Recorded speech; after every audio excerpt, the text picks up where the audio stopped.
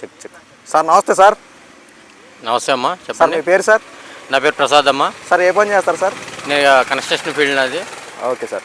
Sir ఇప్పుడు చూసుకుంటే చంద్రబాబు గారు అధికారులకు వచ్చి 8 నెలలు పూర్తయింది సార్. ఎలా ఉంది సార్ 8 నెలల పరిపాలన? నెంబర్ 1గా ఉందమ్మా. ఓకే సార్, ఇప్పుడు చూసుకుంటే 8 నెలల పరిపాలన కొంతమంది వ్యతిరేకత వచ్చిందని చెప్పన్నారు. దేనికోసం వ్యతిరేకత వచ్చింది సార్ అసలు? వ్యతిరేకత అంటే వాళ్ళ ప్రభుత్వంలో వాళ్ళు చేసుకున్నారు.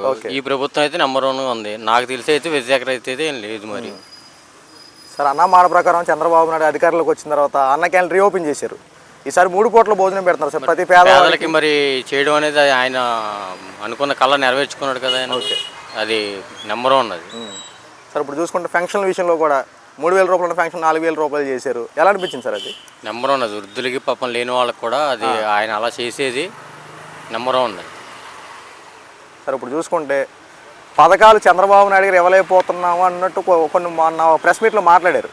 ఎందుకు సార్ మాట్లాడాల్సి వచ్చింది అసలు? ఎందుకు? ప్రతిపక్షం వాళ్ళు ఏదో మాడతారు కదా, మాట్లాడినప్పుడు దానికి రీకౌంటర్ ఉంటుంది. Okay sir. ఈయన అయితే నెంబర్ 1గా ఉంది కదా. ఇప్పుడు విజన్ అంతా ఫాస్ట్ ఉంది. ఇప్పుడు ఎయిర్పోర్ట్లో బ్రహ్మాండంగా ఫాస్ట్ అవుతున్నాయి, అన్ని స్పీడ్ అవుతున్నాయి. రియల్ ఎస్టేట్ మాకు నెంబర్ 1గా ఉంది. ఇప్పుడు గత ప్రభుత్వంలో మాకు లేదు సార్. ఇప్పుడు మన రోడ్ల పరిస్థితులు ఎలా ఉన్నాయి సార్? నెంబర్ 1గా ఉన్నాయి. అదే చెప్తున్నాను కదా, R&B డెవలప్మెంట్ బాగుంది. పంచాయతీరాజ్ అన్ని కూడా ఈ పవన్ కళ్యాణ్ గారు ఇంత కలవడం వల్ల కూడా చాలా బాగుంది. మినిస్టర్స్ కూడా చాలా సపోర్ట్ కూడా చాలా, ఏ డిపార్ట్మెంట్ మినిస్టర్ సంబంధించిన వాళ్ళు కూడా ప్రతి వాళ్ళు కూడా వాళ్ళ ప్లాన్ ప్రకారం వాళ్ళు చేసుకుంటూ వెళ్తున్నారు. సార్ మీదే నియోజకవర్గం సార్? ఏలూరు. ఏలూరు బడేటి చంటి గారి పరిపాలన ఎలా ఉంది సార్? Number 1 sir. మాకు తెలిసిన విషయం ఏంటంటే చూసుకోక్కర్లేదు, బడేటి చంటి గారి దగ్గరికి వెళ్తే కష్టం అని చెప్పి ఎవరైనా వెళ్ళారనుకోండి, అక్కడ అధికారులు నియమించే స్పాట్లో సమస్య స్పాట్లోనే నిజమేనంటారు అది? స్పాట్ అది. ఎలా ఉంది సార్ ఇప్పుడు చంద్రబాబు గారు అధికారంలోకి వచ్చిన దగ్గర నుంచి ఆయన విజన్ మనకు తెలుసు. అమరావతి రాజధాని పనులు ఎలా చేస్తారో జరుగుతున్నాయి అంటారు? అదే వేగంగా జరుగుతున్నాయి కదా. నిన్న విజయవాడ వెళ్ళాను నేను. ఫాస్ట్ డెవలప్మెంట్ అమరావతి చుట్టూ కానీ, ఇంతకుముందు మరి ఆ డెవలప్మెంట్ ఆగిపోయింది ఇంతకుముందు ప్రభుత్వంలో. చాలా స్పీడ్ ఉంది మొత్తం అంతా. ఇప్పుడు ఆ ఎయిర్పోర్ట్ అన్నీ, లేదంటే ఇప్పుడు సపోజ్ మొన్న వైజాగ్ వైపు వెళ్ళాను, ఆ భోగాపురం ఎయిర్పోర్ట్ అన్నీ కూడా నెంబర్ 1గా జరుగుతున్నాయి మొత్తం అంతా కూడా. విజన్ అయితే స్పీడ్ ఉంది సార్. అలాగే వాట్సాప్ గవర్నెన్స్ అని చెప్పి కొత్తది ఒకటి తీసుకొచ్చారు. ఆల్రెడీ నేను డౌన్లోడ్ కూడా చేసుకున్నాను. నెంబర్ 1 అన్నీ దీంట్లోనే చూసుకుంటాను. పర్లేదండి. ఇప్పుడు వాట్సాప్ గవర్నెన్స్ వల్ల మన పనులు సులభంగా చాలా బాగుంది. భూములకు సంబంధించినవి కానీ, ఎక్కడన్నా సైట్ల గురించి కానీ, ప్రతి ఇన్ఫర్మేషన్ కూడా ఆల్మోస్ట్ ఆల్ వచ్చేసింది. 80% వచ్చేసింది. మిగిలిన కూడా చేస్తా అంటున్నారు కొన్ని డిపార్ట్మెంట్ సంబంధించినవి. అవి కూడా వచ్చేస్తే ఇంకా నెంబర్ 1 అంటే చేతిలోనే మొత్తం, గవర్నమెంట్ చేతిలోనే ఉన్నాడు. అదే మనం అక్కడికి వెళ్ళి గంటల పాటు పడిగాపులు కాకుండా సింపుల్గా సెల్ ఫోన్లో అయిపోతా ఉంది. అవును, రైట్ సార్. ఇప్పుడు చూసుకుంటే లా అండ్ ఆర్డర్ ఇష్యూ ఎలా ఉన్నాయి సార్ పరిస్థితులు? నెంబర్ 1. ఎస్పీ గారు గతంలో చూసుకుంటే ఇప్పుడు చూసుకుంటే ఎలా ఉన్నాయి? లా అండ్ ఆర్డర్ నెంబర్ 1గా ఉంది కదా. అసలు ఏలూరు ఎప్పుడు శాంతి భద్రతలకి అసలు తిరుగులేదు అసలు. అలాగే కలెక్టర్ గారు కూడా నెంబర్ 1. ఆ విషయంలో ఏం తేడా లేదు సార్. ఏమన్నా మీకు ఏమైనా ఇబ్బందులు ఉన్నాయా? ఏమన్నా అసలు సమస్య లేదు, అంతా బాగానే ఉంది కదా, అంత హ్యాపీ సార్. అలాగే ముందు రేట్లు పెరిగినాయి అని చెప్పి ఒక టాక్ వస్తుంది సార్. ఏంటి సార్ మనకి పెద్ద అది అలవాటు లేదు. ఓకే సార్, అందుకని సబ్మిట్ నాది కాదు. అలాగే సార్.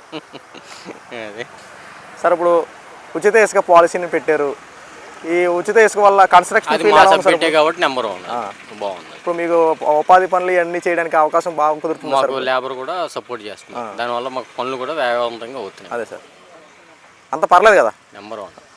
అలా ఇప్పుడు చూసుకుంటే పవన్ కళ్యాణ్ గారు గ్రామాల అభివృద్ధి బాట కోసం నూతన విధానాలు శ్రీకారం చుట్టారు సార్. అదే అన్నాను కదా, పంచాయతీరాజ్ డెవలప్మెంట్ చాలా బాగుంది అని చెప్పేసి. పల్లెటూర్లు నిజంగా అసలు కొన్ని పల్లెటూర్లు చూస్తుంటే, ఇప్పుడు మొన్నటిదాకా శ్రీపురం వైపు కానీ అటుకని వెళ్ళినా కానీ మొత్తం అంతా గుంతల కింద ఉండేది.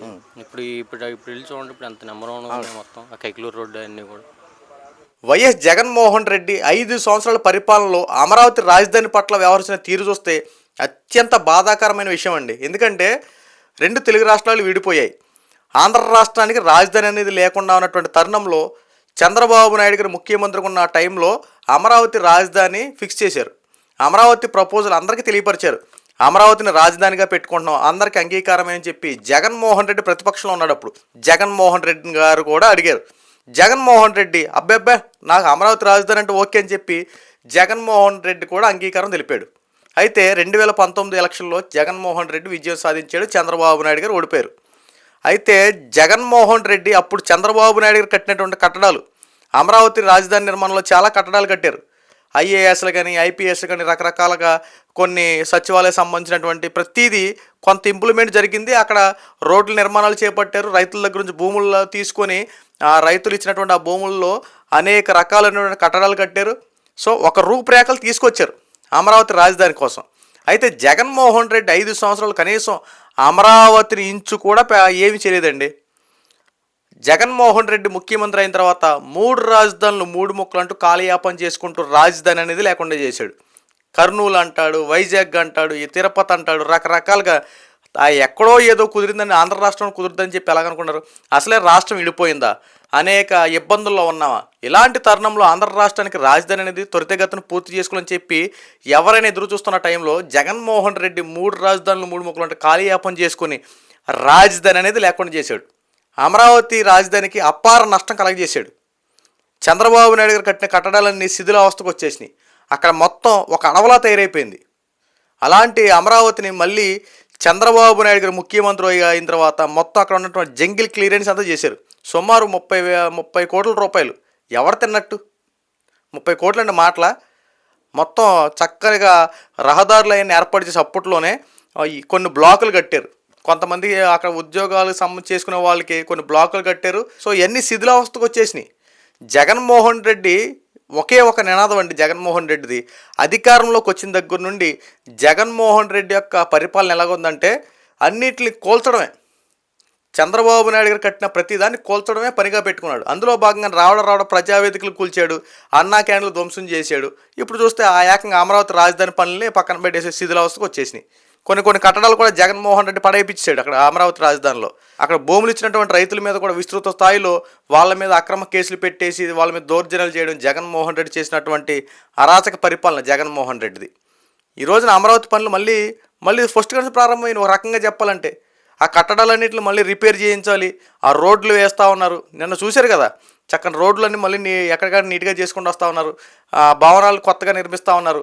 జగన్మోహన్ రెడ్డి అభివృద్ధి చేయడు, చేసేవాళ్ళు చేయనివ్వడండి. పోనీ గతంలో కట్టిన కట్టడాలు ఏమైనా సరే వాటిలన్నీ కాపాడతాడా? పోనీ వాటి మీద ఏమైనా పరిపాలన చేసుకుంటాడంటే అబ్బాయి చేయడు. కొత్తగా కావాలి జగన్మోహన్ రెడ్డి గారికి. పాతాటలను ఏం ఉపయోగించడు.